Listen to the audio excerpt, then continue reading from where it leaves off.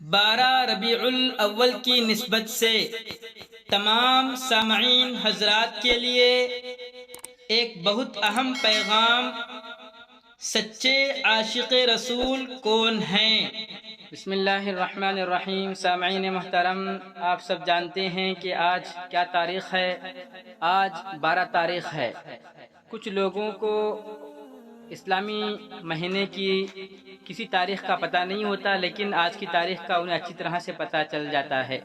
لیکن اللہ کی نبی کی تاریخ سے وہ ناواقف ہیں، اللہ کی نبی کی سیرت سے وہ ناواقف ہیں، اللہ کے نبی صلی اللہ علیہ وسلم کی پاکیزہ زندگی کا انہیں پتہ نہیں۔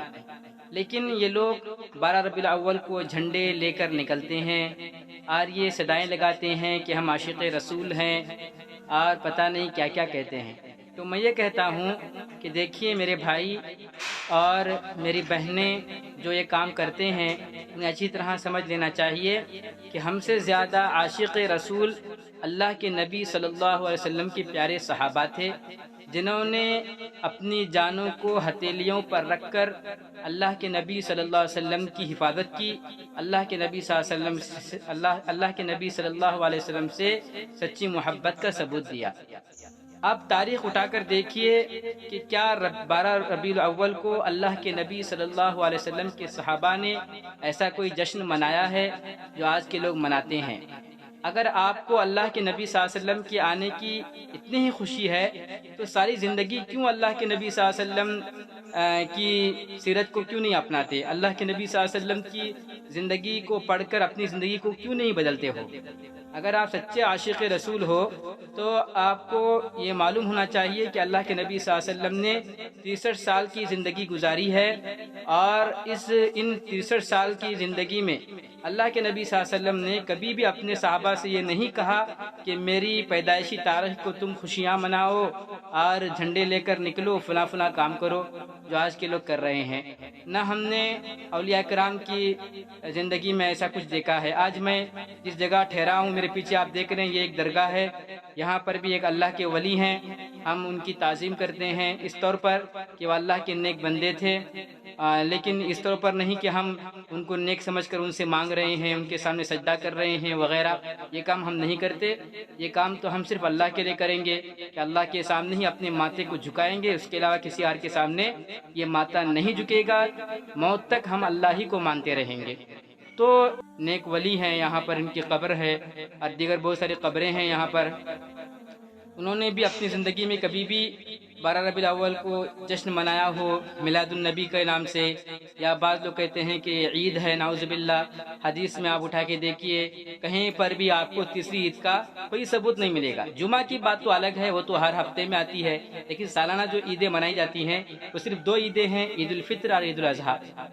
تو سنیوں، ذرا خبردار ہو جاؤ، اپنی زندگی کو بدلو، اپنے کرتوتوں کو اور اپنی خواہش کو اور اپنی خوشی کو دین کا نام مت دو۔ سورہ کہف میں باقاعدہ فرمایا گیا کہ جو کوئی بھی دین کے خلاف کام کرتے ہیں، شریعت کے خلاف کام کرتے ہیں اور اس کو دین کا نام دیتے ہیں، اور جو کوئی بھی کام کر رہے ہیں اس کا شریعت سے کوئی ثبوت نہیں ملتا ہے اور یہ سمجھتے ہیں کہ یہ دین کا کام ہے، تو واقعتاً یہ دین کا کام نہیں ہے۔ اللہ تعالیٰ انہیں دکھائے گا آخرت کے میدان میں جو کچھ انہوں نے دین کا کام سمجھ کر کام کیا ہے، جو شریعت میں ثابت نہیں ہے، وہ سب کے سب بیکار ہو جائیں گے، ان کا کوئی وزن نہیں ہوگا اور پھر وہ روئیں گے۔ تو خدا کے لیے سنبھل جاؤ، سدھر جاؤ۔ اگر آپ کو عاشق رسول بننا ہے تو اپنے بچوں کو اللہ کے نبی کے طریقہ سکھاؤ، اللہ کے نبی کی سیرت بتاؤ، اخلاق سکھاؤ۔ اخلاق اللہ کے نبی سے بڑھ کر کسی کے اچھے اخلاق نہیں ہو سکتے۔ انک لعلی خلق عظیم، اللہ نے فرمایا ہے کہ اے نبی، ہم نے آپ کو بہترین اخلاق والا بنایا ہے۔